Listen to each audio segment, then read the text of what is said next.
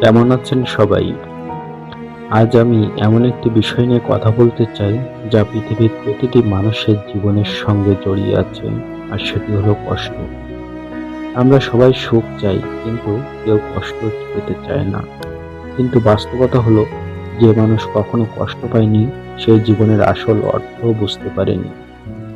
একবার ভেবে দেখুন, সোনা আগুনে না পুড়লে যেমন খাঁটি হয় না, তেমনি মানুষও কষ্টের আগুনে না পুড়লে শক্ত হতে পারে না।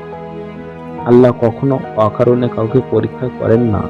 প্রতিটি পরীক্ষার পিছনেই লুকিয়ে থাকে একটি শিক্ষা, একটি নতুন সূচনা। জীবনের সবচেয়ে বড় কষ্ট কি জানেন?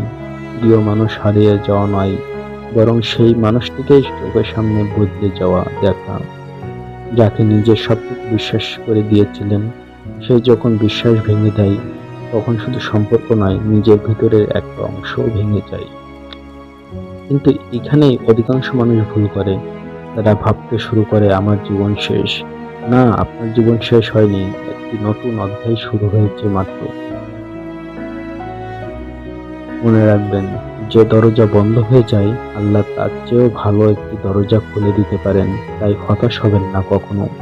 কারণ আপনি আজ যা হারিয়েছেন, হয়তো সেটি আপনার জন্য কল্যাণকর ছিল না।